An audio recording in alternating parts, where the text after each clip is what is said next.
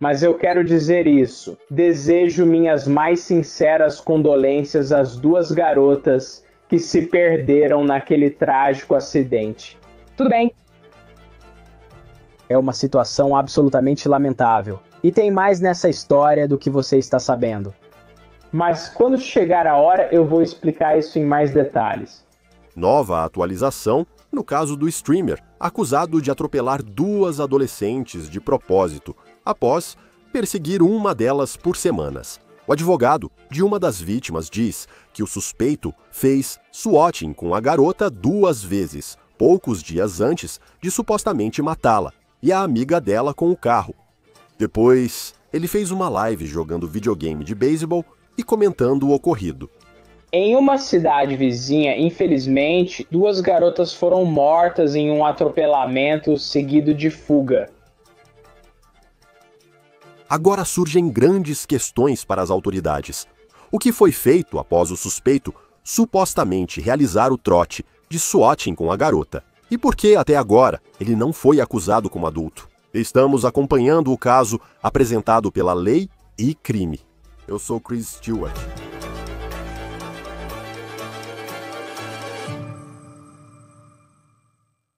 Desde o momento em que 2 garotas foram atropeladas e mortas por um carro em alta velocidade no norte de Nova Jersey, em 29 de setembro, as pessoas da comunidade disseram que isso não foi um acidente.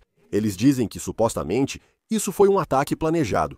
Agora, o advogado da família de uma das garotas que ele teria matado vem a público com alegações importantes sobre incidentes que, segundo ele, ocorreram antes do suposto duplo homicídio.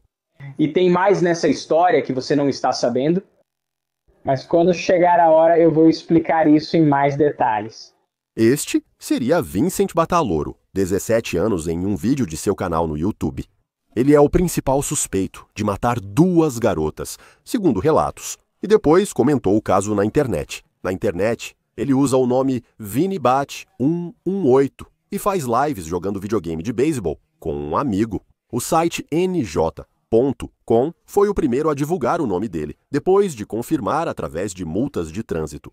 Agora, ele enfrenta 2 acusações de assassinato. No momento, ele não está jogando videogame, porque está sob custódia, mas não foi acusado como adulto. Ele tem apenas 17 anos. Isso está causando frustração na comunidade de Cranford, Nova Jersey.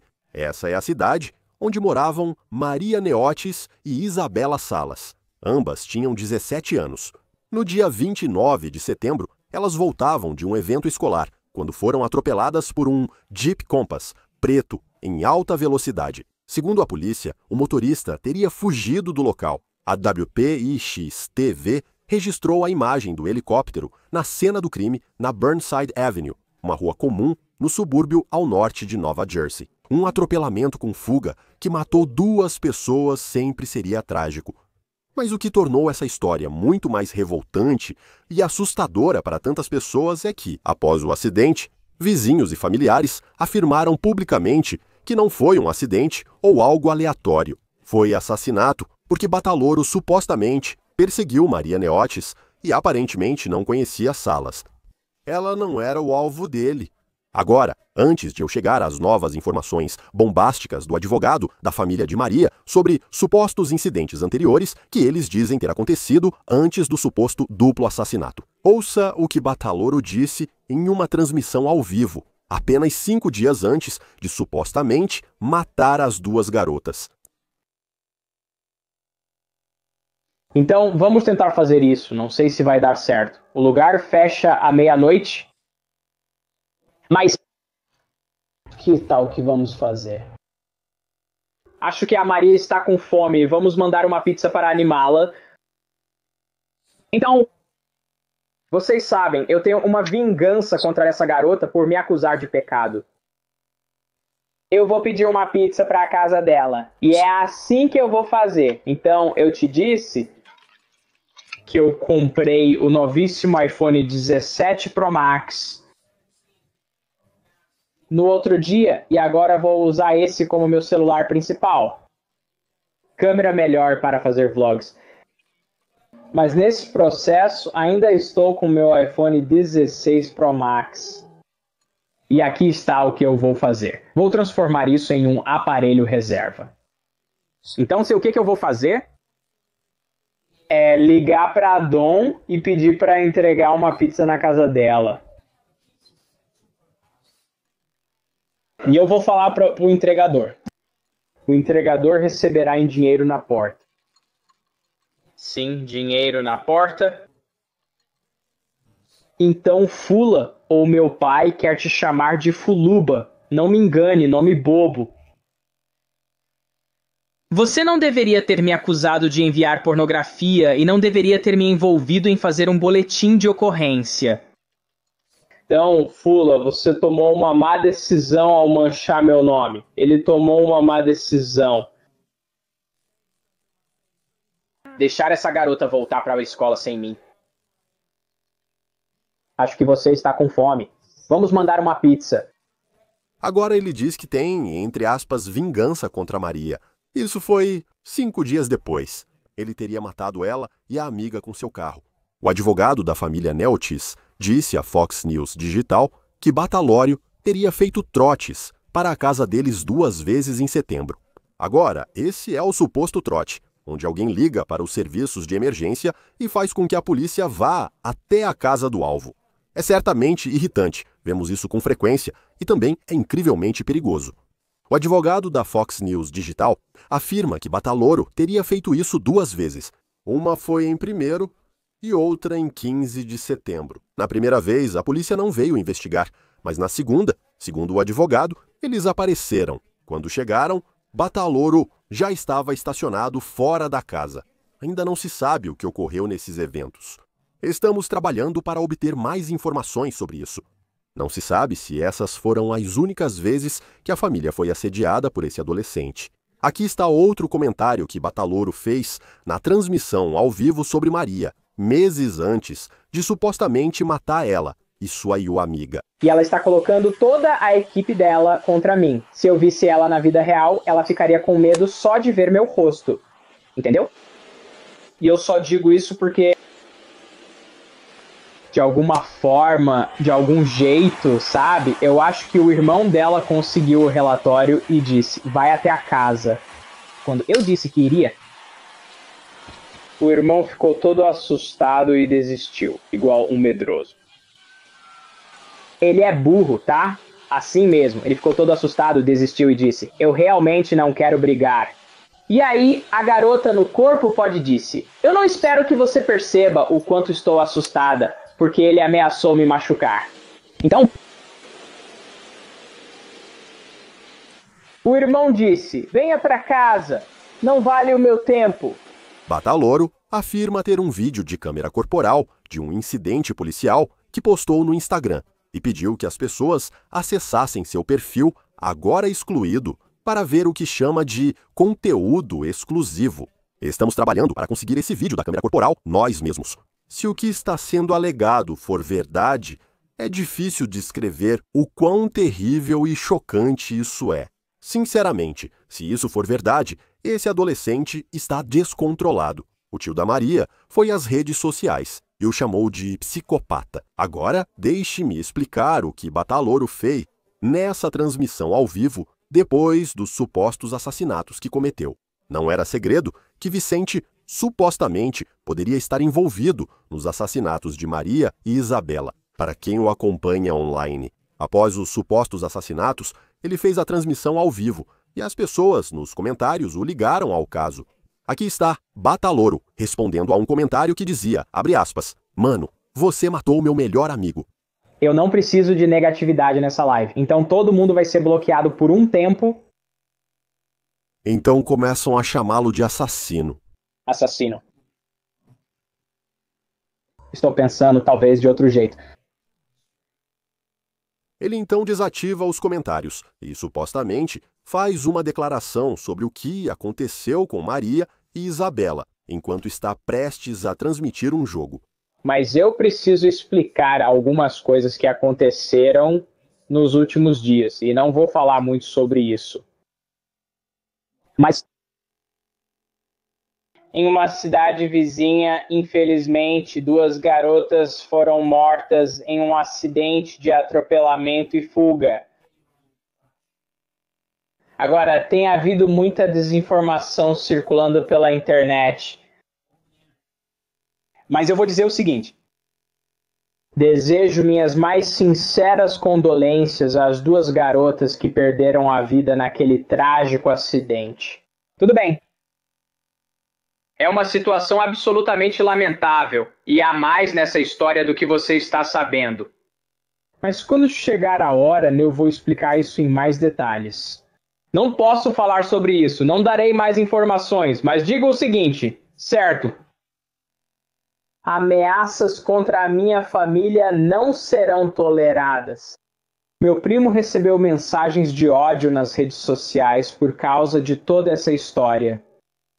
E ele teve que deixar de me seguir em tudo por causa de toda essa confusão. Por que vocês estão envolvendo ele nisso? É uma coisa. Ok, se você me odeia, me odeia. Se não odeia, não odeia. Vocês estão abrindo a caixa de Pandora envolvendo a família e isso simplesmente não me desce. Então eu achei melhor fazer um pronunciamento sobre o que aconteceu e quero falar sobre outra coisa também, tá bom? Porque isso é um incidente muito sério que acontece. E eu realmente nem sei se deveria estar transmitindo isso agora, mas eu construí um grande público no TikTok, com 39 mil seguidores que conquistei desde 2020. E eu quero agradecer a cada um de vocês. Eu amo todos vocês de verdade. E, independente do que acontecer, se vocês não me virem fazendo lives por um tempo, vocês vão entender o motivo. Mas isso vai ser nas mãos de Jesus. Tudo vai ficar bem, eu vou resolver isso. E eu pretendo continuar jogando cooperativo com o meu melhor amigo Evan. Ele sempre esteve ao meu lado e quero agradecê-lo por isso. Sem meu amigo leal jogando cooperativo comigo, eu não estaria transmitindo no YouTube agora. Então, tem mais nessa história, mas novamente não estou autorizado a comentar. E eu quero agradecer a cada um de vocês que ficaram do meu lado durante tudo isso. E eu quero falar mais uma coisa, ok?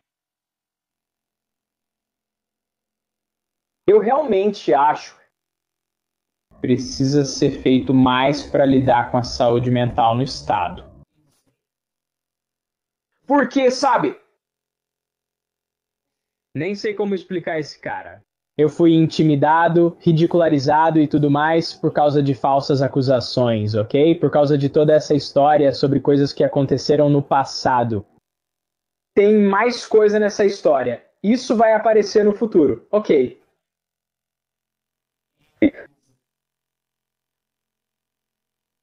Vou contar isso pra vocês agora mesmo. Não pretendo ir a lugar nenhum tão cedo falando de streaming. Mas, de novo, se eu acabar tirando um tempo, vou contar pra vocês o motivo. Então, acho que Nova Jersey precisa lidar melhor com a crise de saúde mental, pois já passei por muita coisa. Eu sou um bom garoto. Tenho 17 anos com uma boa família ao meu lado. E essas acusações que têm arruinado tudo é uma vergonha. Mas, de novo, vou deixar por isso mesmo. Eu realmente acho que vocês todos deveriam ser muito mais gentis uns com os outros. Se acontecer alguma coisa, vou dar um conselho para vocês. Tudo bem, se você for intimidado e ridicularizado na escola por, sabe, coisas que fazem as pessoas te odiarem, eu diria para você contar imediatamente ao seu orientador. E, sabe, antes que saia do controle, você precisa lidar com todas essas coisas. Porque, vou te dizer uma coisa, a quantidade de bullying que eu já sofri no passado foi absolutamente absurda. E vou ser honesto com você, o Estado não está fazendo um bom trabalho ao lidar com essa crise de saúde mental. Espero que Chitarelli resolva isso. Ok. Então é tudo o que vou dizer sobre isso tudo. Não vou mais falar sobre isso por conselho de pessoas queridas e de outras pessoas. Vamos jogar cooperativo com Evan e vamos fazer apenas um jogo. E dependendo dos próximos passos, provavelmente estarei ao vivo amanhã, porque é o seguinte. Eu ia começar uma escola hoje, né? Mas com toda essa confusão acontecendo, isso meio que atrapalhou tudo. Então, planejo estar ao vivo amanhã. Não sei sobre Evan. Novamente, vocês vão ver mais transmissões ao vivo chegando no futuro. E eu vou abordar toda essa situação, espero, nos próximos dias. Então, Evan, se você quiser dizer alguma coisa, fique à vontade. Ele então volta a jogar esse videogame, e dá para perceber pela voz dele. Parece que essa é apenas uma pessoa que acha que está no controle da situação. E, sinceramente, parece que ele se justifica pelo que supostamente ocorreu com essas duas jovens. Agora, se o que ele é acusado for verdade, sinceramente, é assustador ver esse vídeo. Bataloro foi preso e enfrenta duas acusações de homicídio em primeiro grau. As autoridades ainda não divulgaram seu nome, porque enquanto estamos gravando isso, ele ainda não foi acusado como adulto. Novamente, ele tem 17 anos. Ela não era apenas minha filha, ela era minha melhor amiga. Essa é a mãe da Maria falando em uma vigília por sua filha e sua amiga, segundo a WABC de Nova York. Não há apenas indignação pelo fato de Bataloro ainda não ter sido acusado como adulto, mas também por como ele supostamente pôde continuar a assediar uma garota e depois, supostamente, matar a amiga dela. O que poderia ter sido feito para detê-lo? A lei de Nova Jersey proíbe menores de 18 anos de solicitar ordem de restrição contra outra pessoa. Maria Neotes tinha 17 anos. Mais de 7.000 pessoas assinaram uma petição no Change.org pedindo mudança na lei. Ainda aguardamos saber quando Bataloro poderá ser acusado como adulto. A lei de Nova Jersey dá aos promotores 60 dias para pedir a transferência do caso da Vara da Infância e Juventude. Agora, parece que os promotores teriam um caso sólido contra Bataloro se ele for acusado como adulto, caso esse caso vá a julgamento. O suposto histórico de perseguição é fundamental nisso. A arma do crime supostamente é o veículo, o Jeep Compass, que as autoridades têm em posse. Você tem essas transmissões ao vivo mostrando que ele certamente tinha problemas supostamente com Maria Neotes. Então qual seria a defesa dele daqui para frente? Bataloro afirmou que sofria bullying na escola. Ele afirma que é preciso fazer mais pela saúde mental. O que isso poderia significar e quão forte essa defesa seria, não está claro.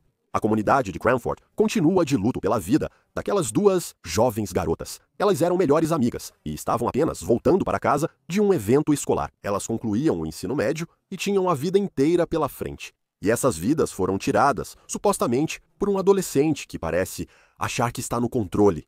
Mas esse adolescente pode em breve descobrir que é o sistema de justiça criminal que vai determinar o seu futuro. Converse agora conosco, direto de Nova Jersey, com Bob Bianchi, ex-promotor-chefe e de homicídios, atualmente advogado de defesa criminal. Obrigado por acompanhar o Law and Crime. Sei que muitos questionam por que esse caso não está no tribunal de adultos agora. O que seria preciso para ele ser transferido do tribunal juvenil? Não devemos concluir nada pelo fato de ele não estar no sistema de adultos agora, pois isso não é incomum para alguém de 17 anos. Mas é isso que os promotores fariam. O que eu faria seria conduzir uma investigação completa antes de ir ao tribunal juvenil, porque neste momento é lá que essa infração está. E então argumentar para esse juiz que este caso deveria ser transferido para o tribunal de adultos. Então ainda não chegamos a esse estágio. Existe um determinado período de tempo, acho que são 60 dias a partir do momento em que a denúncia é apresentada para que os promotores façam essa solicitação. Mas fazemos isso quando reunimos todas as provas para que possamos fazer a melhor apresentação possível ao Tribunal de Menores, para aceitar nossa decisão de transferir o caso ao Tribunal de Adultos. Em um caso como este, não parece ser uma decisão difícil de tomar. Esta é uma pessoa com mais de 15 anos de idade. Esse é um dos critérios, na verdade, acima de 14 anos. Este é um jovem de 17 anos. Se for um assassinato intencional e consciente, há 2 mortes. Os promotores vão ter excelentes argumentos para apresentar ao tribunal e dizer que isso deve ser dispensado e tratado como um caso de adulto. E só mais um ponto. A distinção aí é que se você for acusado como adulto, a sentença passa de reabilitação do menor, que é onde está agora no Tribunal de Família, para punição e dissuasão.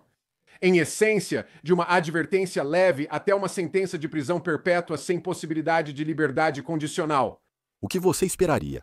Se o advogado dele defendesse que o caso fique no tribunal de menores, qual seria o argumento? Olha, quero dizer, eu tenho todos os fatores agravantes que eles normalmente consideram. Não vou te entediar com todos eles, porque a maioria deles vai contra o réu neste caso. Ou seja, vantagem para a promotoria. Apenas uma questão de saúde mental pode ser usada pela defesa no tribunal. Mas isso não vai ter sucesso em crimes de primeiro e segundo grau, especialmente em casos de assassinato. E especialmente porque ele está prestes a completar 18 anos, você sabe, a idade da maioridade. Os tribunais não vão permitir, na minha opinião, que uma questão de saúde mental prevaleça na decisão sobre a transferência de jurisdição.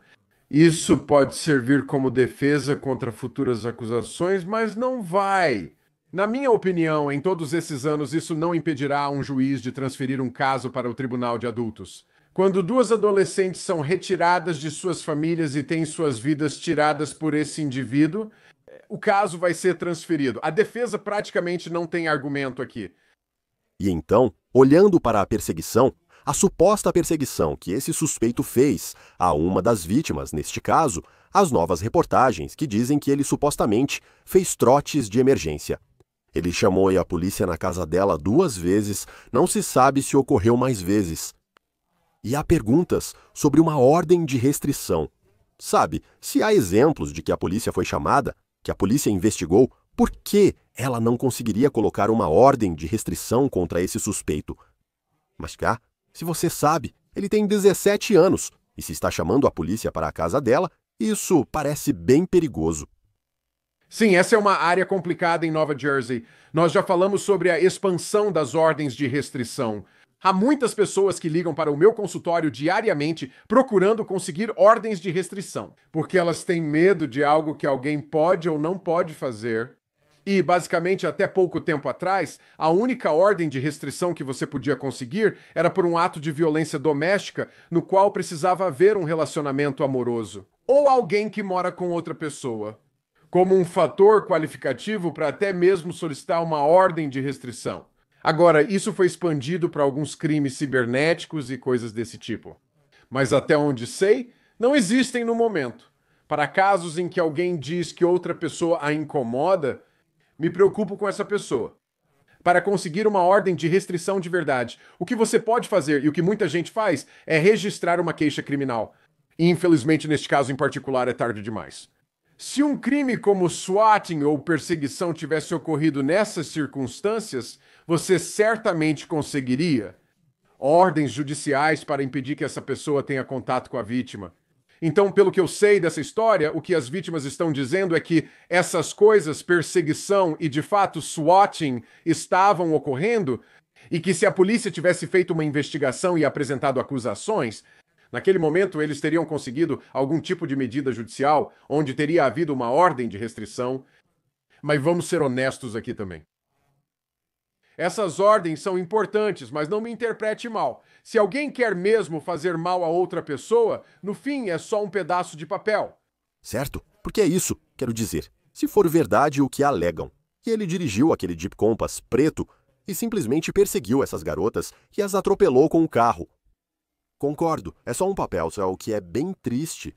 Analisando essa investigação para a defesa dele, caso vá para o tribunal de adultos. E parece que eles têm o veículo. Existem esses vídeos no YouTube em que ele não diz que fez isso, mas claramente fala no passado sobre ter problemas com uma garota chamada Maria. Então havia algum tipo de situação acontecendo.